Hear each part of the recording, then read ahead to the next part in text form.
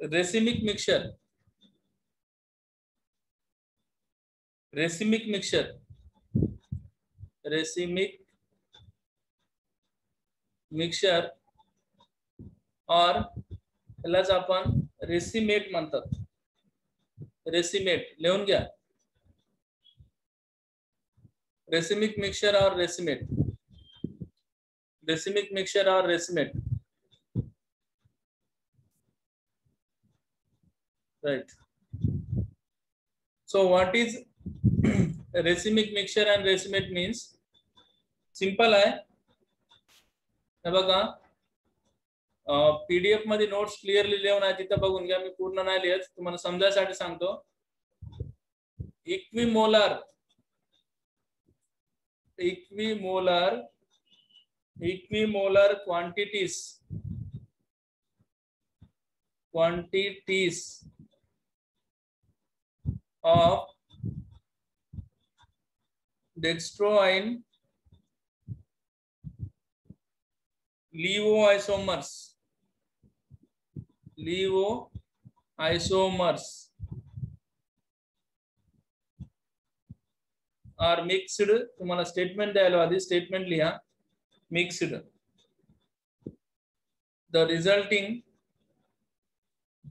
resulting compound, the resulting compound नको, compound म्हणू नका, resulting mixture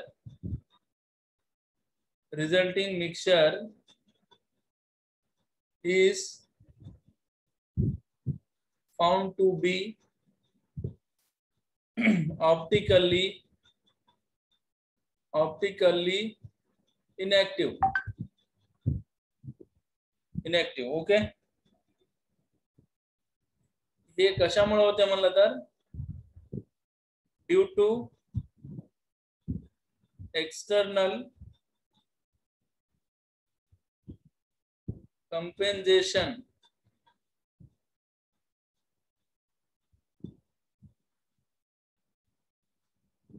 due to external compensation.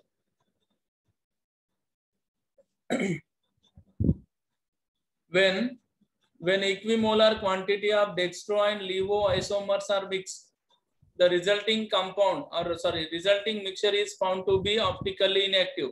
So this mixture is known as racemate or racemic mixture. Okay. Racemate और racemic mixture म्हणजे इकडे बघा तुमच्यापाशी एक कंपाऊंड असा आहे COOH आणि CS3 आणि हे OH आणि हे H, लॅक्टिक ऍसिड. समजा हे डेक्स्ट्रो आहे, समजायचं हे डेक्स्ट्रो आहे. नेक्स्ट अजून एक कंपाऊंड तुमच्यापाशी COOH, त्याचंच आयसोमर CS3 OH आणि H, हे लिव्हो आयसोमर आहे. समजायचं लिव्हो आयसोमर असं समजा. हे लिव्हो आयसोमर आहे, हे डेक्स्ट्रो आयसोमर्स आहे. हे वाला ऑप्टिकली ऍक्टिव्ह आहे सेपरेट, आणि हे वाला पण ऑप्टिकली ऍक्टिव्ह आहे. म्हणजे अलग अलग असताना दोन्ही बी ऑप्टिकली ऍक्टिव्ह आहे. राईट. दोन्ही बी कंपाऊंड ऑप्टिकली ऍक्टिव्ह आहेत. ओके. आता तुम्ही काय करायले, हे दोन कंपाऊंडला म्हणजे समजा हे 10 आयसोमर घेतले, याचे 10 आयसोमर्स घेतले आणि हे 10 आयसोमर घेतले. 10 आयसोमर म्हणजे हे 10 मॉलिक्यूल घेतले, हे 10 मॉलिक्यूल घेतले, समजायसाठी सांगायचं. राईट. आता 10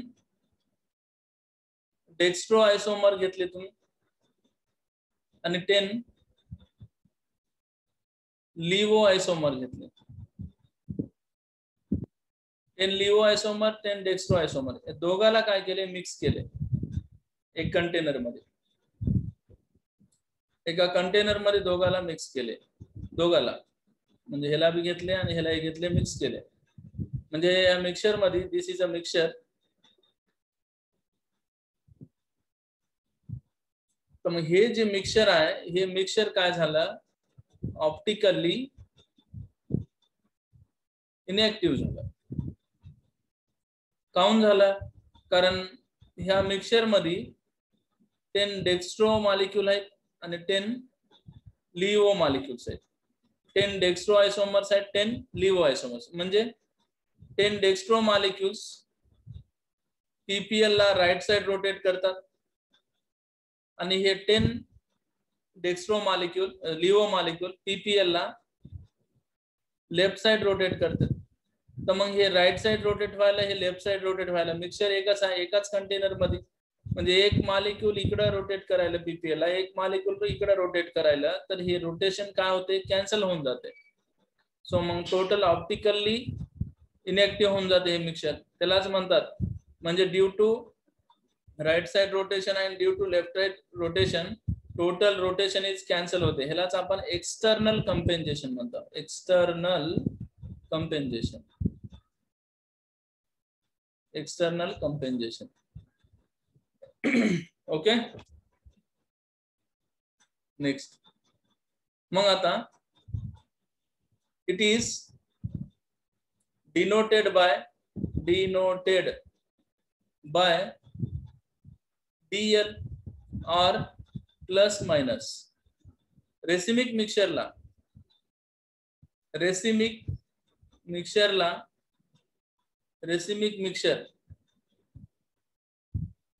मिक्सचरला आपण कशाने डिनोट करता? सिंबल काय? स्मॉल डी, स्मॉल एल और प्लस और मायनस. आता एक्झाम्पल दिलं समजा, प्लस और मायनस लॅक्टिक ऍसिड और ह्याला आपण असं पण लिहू शकतो DL lactic acid. DL lactic acid means जितके डेक्स्ट्रो आयसोमर्स आहेत तितकेच लिव्हो आयसोमर्स आहेत.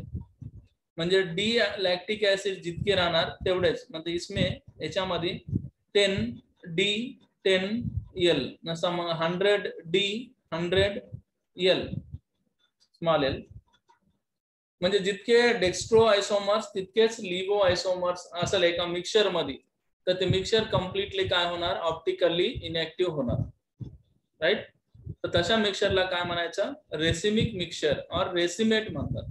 आणि racemic mixture always optically inactive due to reason काय आम्हाला तर एक्सटर्नल कंपेन्सेशन. म्हणजे डेक्स्ट्रो मॉलिक्यूल पीपीएल ला राईट साइड रोटेट करतात आणि लिव्हो मॉलिक्यूल पीपीएल ला लेफ्ट साइड रोटेट करतात. तर डेक्स्ट्रो आणि लिव्होचं रोटेशन ऑपोजिट डायरेक्शन मध्ये असल्यामुळे टोटल रोटेशन काय होते? कॅन्सल होऊन जाते. त्याच्यासाठी मिक्सचर काय होणार? ऑप्टिकली इनएक्टिव्ह होणार. राईट. क्लिअर आहेत का? क्लिअर आहे ना?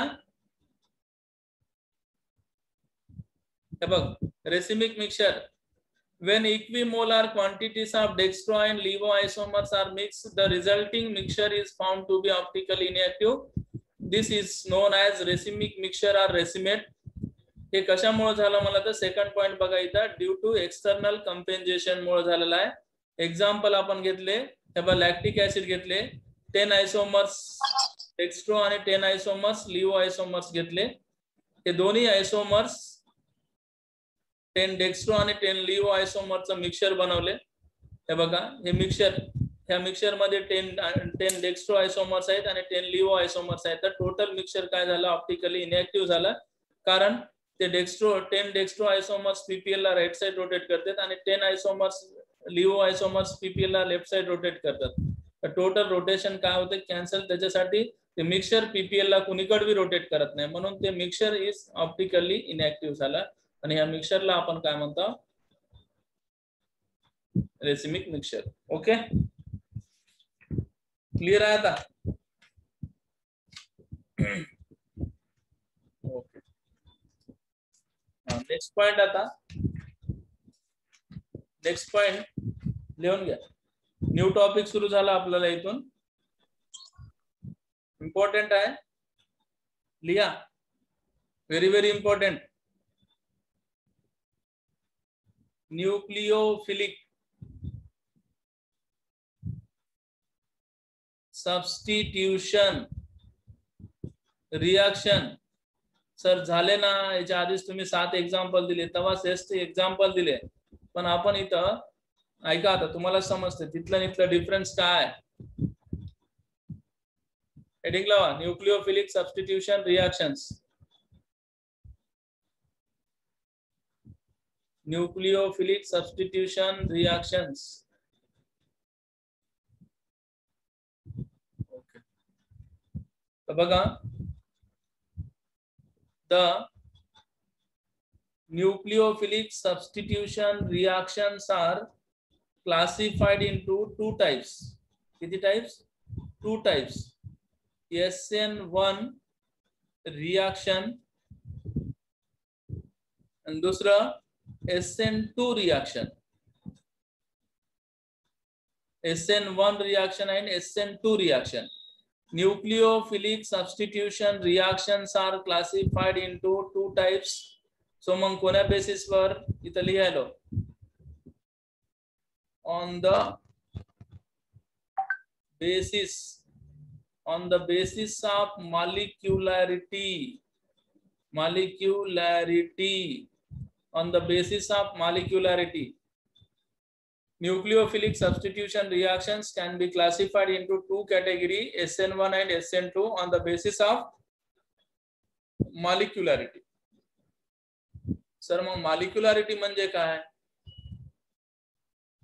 Molecularityच्या बेसिसवर nucleophilic substitution reaction 2 type. So on the basis of molecularity, nucleophilic substitution reactions are 2 types. Molecularity means what? So molecularity means it is defined as the total number of molecules. Total number of molecules taking part in chemical reaction. Chemical reaction. मी जसं सांगायलो तसं चांगलं ऐका, तसं note करत राहा तुमच्या rough मध्ये. आणि जेव्हा माझं SN1 SN2 कम्प्लिटली एक्सप्लेनेशन झाल्यानंतर मी काय क्वेश्चन विचारतो, त्याचे आन्सर द्या. राईट? डाउट्स आले तर डाउट विचारा. बघा, रिपीट करायला, nucleophilic substitution reactions are classified into 2 types, SN1 and SN2, on the basis of molecularity. कुणाला बी आपण क्लासिफिकेशन करत असेल तर ते काय ना काय बेस घेता आपण, म्हणजे कोणा ना कोणा बेसिसवर आपण त्याला क्लासिफिकेशन करता. तर म्हणजे इथं न्यूक्लिओफिलिक सबस्टिट्यूशन रिएक्शनला 2 टाइप मध्ये क्लासिफिकेशन केले आपण, SN1 आणि SN2, on the basis of molecularity. Molecularity म्हणजे काय? म्हणजे total number of molecules taking part in chemical reaction. आता सपोज तुम्ही एक रिएक्शन करायले, चांगलं आहे का? रिएक्शन मध्ये काय होते तुम्हाला माहित आहे? Reactants gate convert into product, आहे की नाही? म्हणजे एका रिएक्शन मध्ये रिएक्टेंट्स प्रोडक्ट मध्ये कन्वर्ट होतात. रिएक्टेंट एक भी राहू शकते और मोर दॅन 1 भी राहू शकते, प्रोडक्ट भी मोर दॅन 1 भी राहू शकते. काय रिएक्शन मध्ये रिएक्टेंट एकच असते, प्रोडक्ट भी एकच असते. काय रिएक्शन मध्ये रिएक्टेंट एक असते, प्रोडक्ट 2. काय रिएक्शन मध्ये रिएक्टेंट खूप सारे राहतात, प्रोडक्ट एकच असते. म्हणजे रिएक्टेंट्स अँड प्रोडक्ट्स 1 भी राहू शकते, मोर दॅन 1 भी राहू शकतात. तर त्याच्यावर आपल्याला संबंध नाही. तुम्ही जे रिएक्शन करायले, आपल्या रिएक्शन मध्ये किती molecule, how many molecules take part in rate determining step, RDS समोर येते, तुम्हाला सांगतो. म्हणजे आपलं जे रिएक्शन आहे ते रिएक्शन समजा 10 आवर्स मध्ये कंप्लीट होत असेल, सिंपल मध्ये सांगायलो, तुमचं रिएक्शन 10 आवर्स मध्ये होत असेल तर ते 10 आवर्स टाइम डिसाइड किती मॉलिक्यूल करायले.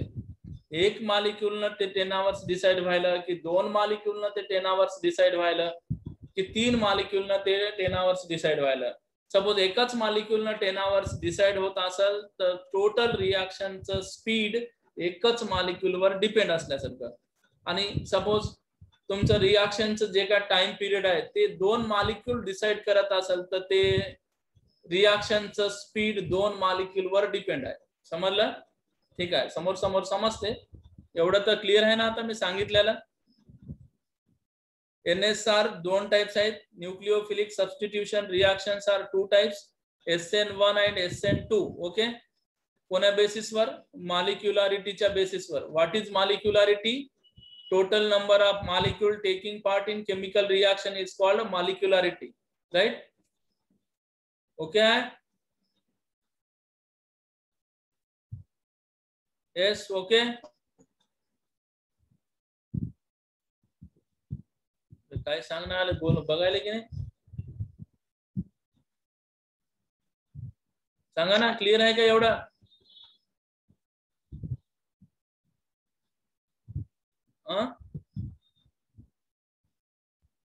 मी सांगितलेलं क्लिअर आहे का आता? Hello hello students. हो सर. होतं म्हणा. हो सर. Yes sir. येस म्हणा, हो म्हणा. नसता हो सर म्हणून मेसेज करा. शांत बसू नका तसं. नसता मी एकटाच इकडे बोंबलत राहील. सर तुम्हाला आवाज येत नाही. आम्ही कधी नाही, नेटवर्क असेल तर येते बरं. नेट नाही राहिलं तर मग ते आवाज क्लिअर येत नाही. ओके, SN1 SN2 दोन टाइप आहेत म्हणून समजलं ना? आता फर्स्ट वन हेडिंग लावा असा, SN1 असं वरी द्यायचं. 1 SN1 रिॲक्शन. चांगलं आहे का? इम्पॉर्टंट आहेत बरं सांगायला. 3 मार्कला येते हे SN1 SN2 एक्झाम मध्ये. सर्वात इम्पॉर्टंट आहे SN1 आणि SN2 रिॲक्शन. राइट? बघा आता फर्स्ट आपण S म्हणजे काय, N म्हणजे काय आणि 1 म्हणजे काय समजून घेऊ. माहित असेल तर सांगा. S म्हणलं तर सबस्टिट्यूशन, N म्हणजे न्यूक्लिओफिलिक आणि 1 म्हणलं तर 1 म्हणजे युनि मॉलिक्युलर. नसता मग ह्याला तुम्ही असंही म्हणू शकता first order reaction. First order reaction म्हणजे SN1 रिॲक्शनचं मीनिंग काय आहे ते पूर्ण नाव लिहायचं असेल तर unimolecular nucleophilic substitution reaction. SN1 म्हणजे काय? SN1 चं मीनिंग विचारायला, डेफिनेशन नाही दिलो मी अजून. SN1 म्हणजे काय? Unimolecular nucleophilic substitution reaction. Okay, SN1 means unimolecular nucleophilic substitution reaction. तर मग आता काय करा माहित आहे, डेफिनेशन लिहा. आता हे खूप लेंदी टॉपिक आहे. याच्यात पूर्ण म्हणजे SN1 मी झालं म्हणलं तेव्हाच हे पूर्ण कन्सेप्ट झालं, तर हे नाही झाल्यासारखंच. तर हे डेफिनेशन तुम्हाला समजायसाठी द्यायलो. बघा, लिहा. The nucleophilic substitution reaction in which rate of reaction, the nucleophilic substitution reaction in which rate of reaction depends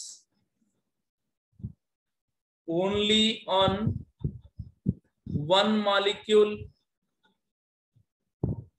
The nucleophilic substitution reaction in which rate of reaction depends only on one molecule, that is alkyl halide. Alkyl halide एकच molecule आहे, that is alkyl halide. आता ते कोणतं बी राहू शकते, ते सोडून द्या. The nucleophilic substitution reaction in which rate of reaction depends only on one molecule, that is alkyl halide, is called SN1 reaction. SN1 reaction म्हणजे याचं मीनिंग असं आहे, हे बघा, रेट ऑफ रिॲक्शन म्हणजे स्पीड ऑफ रिॲक्शन, म्हणजे एक रिॲक्शनचं speed is directly proportional to the concentration of alkyl halide. बस हे आठवण ठेवा. हे बॉक्सला चांगलं समजून घ्या आणि चांगलं आठवण ठेवायला. हे प्रोपोर्शनॅलिटी काढून टाकलं तर के येते, त्याची गरज नाही आपल्याला. Rate of reaction is directly proportional to the concentration. हे स्क्वेअर ब्रॅकेटला आपण कॉन्सन्ट्रेशन म्हणतात. Concentration of alkyl halide.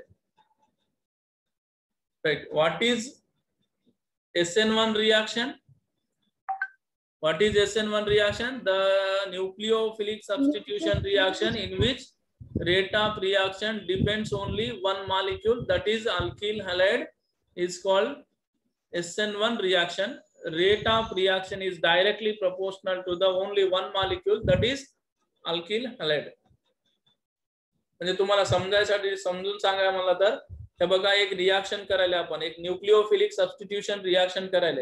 एक न्यूक्लिओफिलिक सबस्टिट्यूशन रिएक्शन मध्ये एक न्यूक्लिओफिलिक सबस्टिट्यूशन रिएक्शन कंप्लीट झालं, समजा 10 आवर्स मध्ये झालं, तर त्याच्यामध्ये ते 10 आवर्स पूर्ण म्हणजे न्यूक्लिओफिलिक सबस्टिट्यूशन रिएक्शनचं टोटल टाइम पिरियड ओनली एकच मॉलिक्यूल डिसाइड केलं तर त्या रिएक्शनला आपण काय म्हणतो? SN1. राइट. समोर समोर समजते. एक एक्झाम्पल घेऊन सांगतो बघा आता. ओके, एक्झाम्पल म्हणा आता.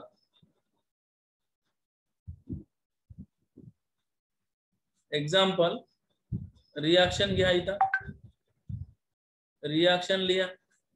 रिएक्शन असं घ्या की CS3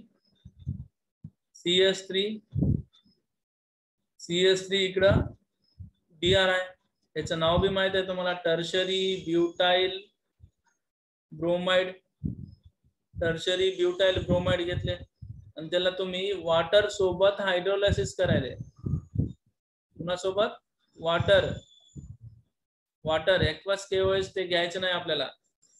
वॉटर घेतले. वॉटर इज काय? इथं वॉटर काय? पोलर प्रोटिक सॉल्व्हेंट आहे. वॉटर काय? Polar protic solvent. सांगतो पोलर प्रोटिक सॉल्व्हेंट म्हणजे काय ते पण सांगतो. जस्ट तुम्ही काय केले? हायड्रोलायसिस करायले. हायड्रोलायसिस टर्शरी ब्युटाइल ब्रोमाइडला तुम्ही हायड्रोलायसिस करायले. तर तुम्हाला माहित आहे जनरली H2 वॉटर मध्ये 2 आयन्स आहेत, H+ आणि OH-. तर इथून काय निघणार? डायरेक्ट काढून टाका. इथून Br निघून जाणार. Br is a better living group. इथून काय निघून जाणार?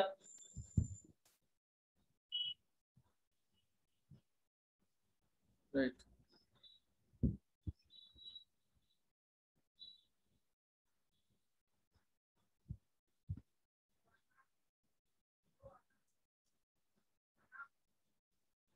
इथून ब्रोमीन निघून जाणार.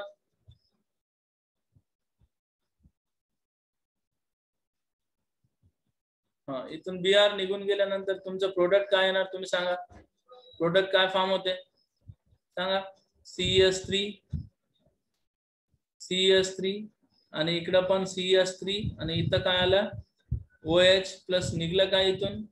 Br-. फायनली हे Br- H+ सोबत कंबाईन होऊन HBr निघते. ते सोडून द्या आपल्याला, त्याच्यावर काय करायचं नाही. जस्ट आपल्याला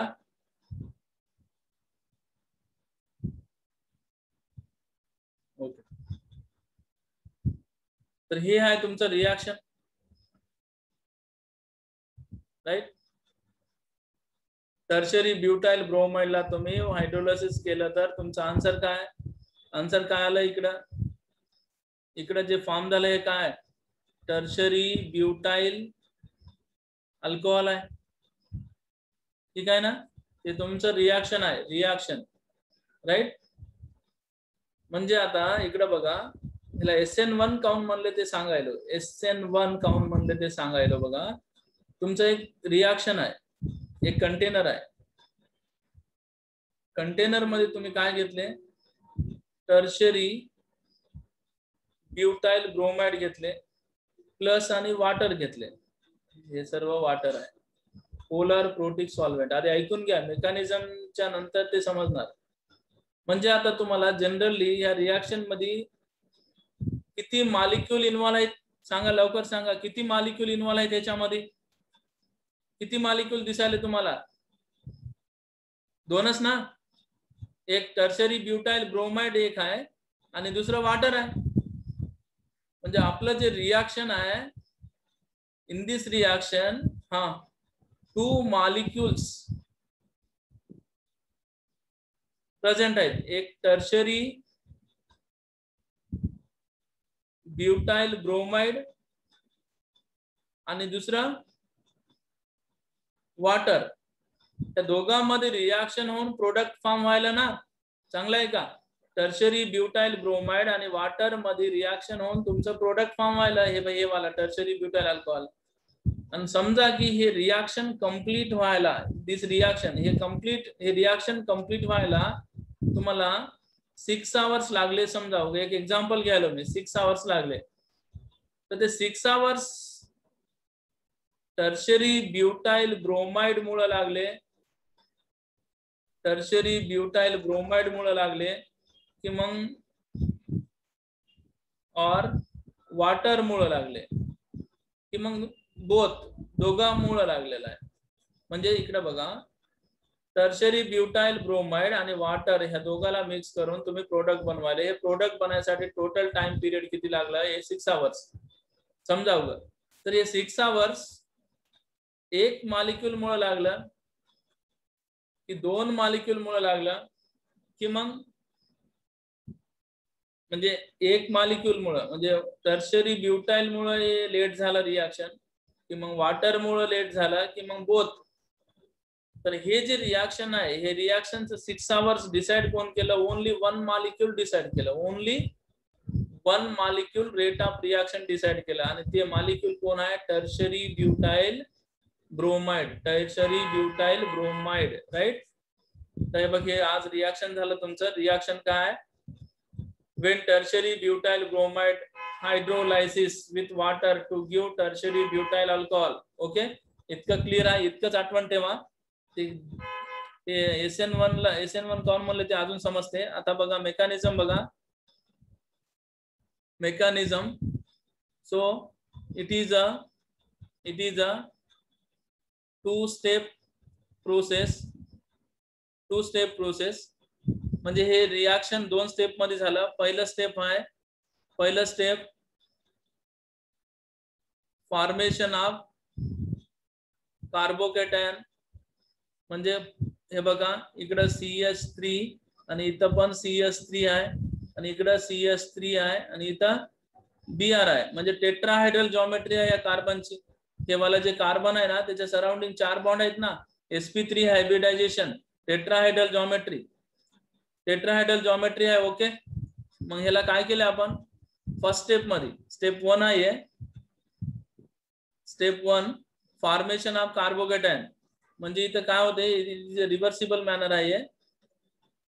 तर बघा, इथं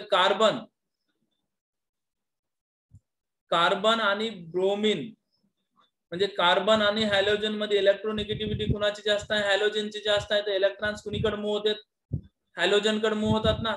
मग हे जे सिग्मा इलेक्ट्रॉन्स आहेत हे मूव्ह कुणीकडे होतात? ब्रोमिन. सो मग ब्रोमिन वर काय यायला सुरू होते? पार्शियल निगेटिव्ह चार्ज यायला सुरू होते आणि या कार्बन वर पार्शियल पॉझिटिव्ह चार्ज. फायनली हे ब्रोमिन इथून निघून जाणार. म्हणजे इथून ब्रोमिन इलेक्ट्रॉन घेऊन निघून गेल्यानंतर हे कार्बन वर काय राहिलं? आता 3 CH3. हे बघा, असं 3 CH3 फॉर्म झाले आणि ते ब्रोमिन हे कार्बनचे इलेक्ट्रॉन आणि ब्रोमिन दोन्ही इलेक्ट्रॉन घेऊन गेल्यामुळे ह्याच्यावर कोणतं चार्ज आला? प्लस. तर हे कोणतं कार्बोकॅटायन आहे? टर्शरी कार्बोकॅटायन फॉर्म झालं. याची जॉमेट्री काय? ट्रायगोनल आहे. बघ, ट्रायगोनल आणि प्लेनर. जॉमेट्री काय याची? Geometry trigonal planar. म्हणजे प्लेनर स्ट्रक्चर आहे, प्लेनर शेप मध्ये आहे. आणि याच्यामध्ये हायब्रिडायझेशन काय? कार्बोकॅटायनचं, म्हणजे ज्या कार्बनवर प्लस चार्ज आहे त्याचं हायब्रिडायझेशन काय? sp2 आहे. आणि बॉन्ड अँगल किती आहे? बॉन्ड अँगल अरे sp2 हायब्रिडायझेशन ट्रायगोनल प्लेनर असेल तर बॉन्ड अँगल किती राहते? Maximum 120 degree. आणि इकडं काय निघलं बाहेर? Br मायनस रिमूव्ह झालं, राईट. पहिलं स्टेप बघा, formation of carbocation. Okay, the first step involve the heterolytic म्हणजे CBr बॉन्ड मध्ये काय झालं, हे बॉन्ड ब्रेक झालं, हे बॉन्ड तुटलं. हे कसं तुटलं हे बघा, हेटेरोलायटिक फ्युजन. हेटेरोलायटिक फ्युजन झाला म्हणजे होमोलायसिस हेटेरोलायसिस म्हणतो ना आपण, तसं इथं हेटेरोलायसिस झालं. हेटेरोलायटिक फ्युजन झाल्यामुळे काय फॉर्म झालं, कार्बोकॅटायन फॉर्म झालं. आणि हे कार्बोकॅटायन कोणत्या शेप मध्ये आहे, कोणत्या म्हणजे कार्बोकॅटायनचा शेप काय, प्लेनर शेप आहे. कार्बोकॅटायन जे फॉर्म झालं त्याच्यामध्ये कोण जे कार्बन आहे ते कार्बोकॅटायन मध्ये जे कार्बनवर पॉझिटिव्ह चार्ज आहे त्या कार्बनचं हायब्रिडायझेशन काय sp2 आहे. आणि हे जे बॉन्ड अँगल आहे ना, हे बघ हे बॉन्ड अँगल किती आहे, 120 डिग्री आहे. हे झालं पहिलं स्टेप तुमचं, स्टेप 1. राईट, क्लिअर आहे. हा, तर नेक्स्ट आता स्टेप 2 बघा, नंतर मग तुम्हाला क्लिअरली अजून सांगतो. स्टेप 2 मध्ये काय होते म्हणलं तर आता फॉर्म होते attack of nucleophile on carbocation. Attack of nucleophile on carbocation. Okay, तर म्हणजे आता जे आपलं कार्बोकॅटायन फॉर्म झालं ना, इथं CH3, इकडं CH3 आणि इथं पण CH3 आणि याच्यावर प्लस चार्ज आहे. आणि हे जे प्लेनार स्ट्रक्चर आहे, प्लेनार स्ट्रक्चर, आणि इथं जे आहे ना स्टिरिक क्राउड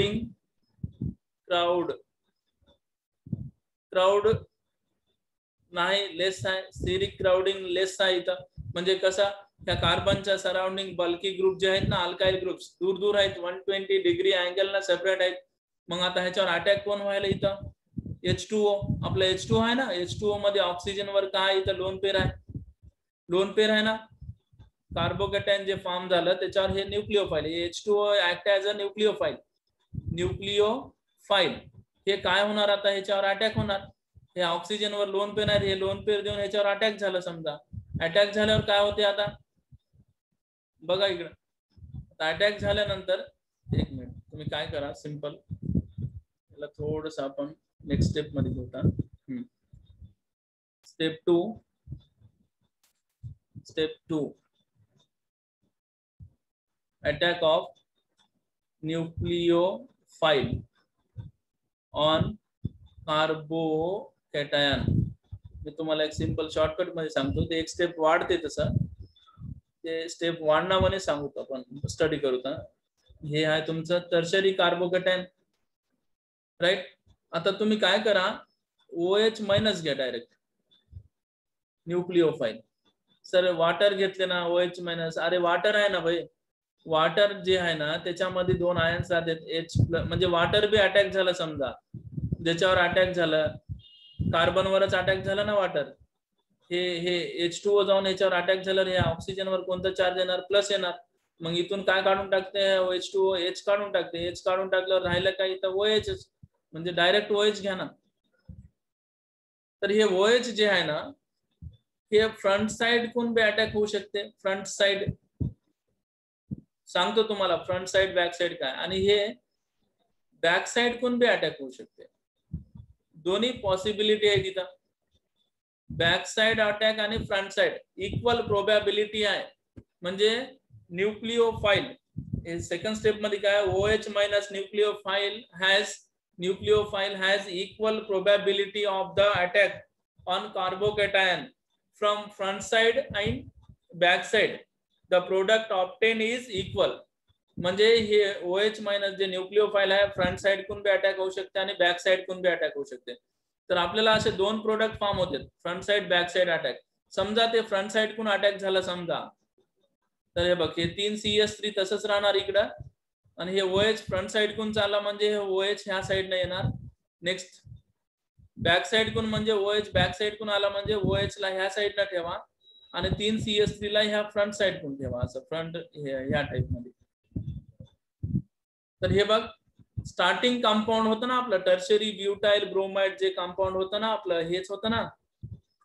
तर हे बघा, हे कुणीकडे होतं, राईट साइडला होतं. इथं बी OH कोण्या साइडला, राईट साइड. तर ह्याला काय म्हणायचं, रिटेन्शन म्हणायचं, रिटेन्शन.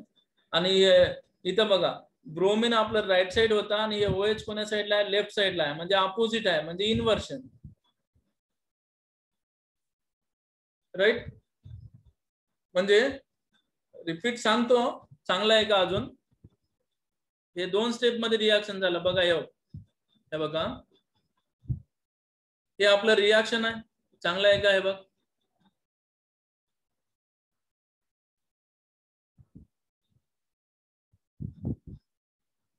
हे बघा, हे बघ, हे सिंबल न दाखवायला हे रिॲक्शन आहे. टर्शरी ब्युटाइल ब्रोमाइड वाटर सोबत हायड्रोलायसिस केलं तर टर्शरी ब्युटाइल अल्कोहोल फॉर्म झाला. राईट. मग आपण काय घेतले? कंटेनर घेतले. कंटेनर मध्ये टर्शरी ब्युटाइल अल्कोहोल आहे, टर्शरी ब्युटाइल ब्रोमाइड आहे आणि वॉटर आहे. राईट. ते 2 मॉलिक्यूल इन्व्हॉल्व झाले रिॲक्शन मध्ये. But total rate of reaction एकाच मॉलिक्यूल डिसाइड करायला. ते डिसाइड कसं करायला तुम्हाला मेकॅनिझम मध्ये समजणार. राईट. मेकॅनिझम काय आहे बघा. हे बघा, मेकॅनिझम मध्ये बघा तर it is a 2 step process. पहिल्या स्टेप मध्ये काय होते? फॉर्मेशन ऑफ कार्बोकॅटायन, म्हणजे सीबीआर बॉन्ड ब्रेकिंग होते. हेटेरोलायटिकली सीबीआर बॉन्ड ब्रेकिंग होऊन कार्बोकॅटायन फॉर्म होते. जे कार्बोकॅटायन फॉर्म झालं त्याची शेप आहे ट्रायगोनल प्लेनार. त्याचा हायब्रिडायझेशन आहे sp2. बॉन्ड अँगल आहे 120 डिग्री. ओके. आणि इथं बघा, त्या कार्बनच्या सराउंडिंग 3 जे ग्रुप आहेत 120 डिग्रीनं अटॅचमेंट आहेत. म्हणजे इथं स्टिरिक क्राउडिंग नाही म्हणल्यासारखं. क्राउड नाही, दूर दूर आहेत. 3 ग्रुप 120 डिग्रीनं सेपरेट आहेत. ओके.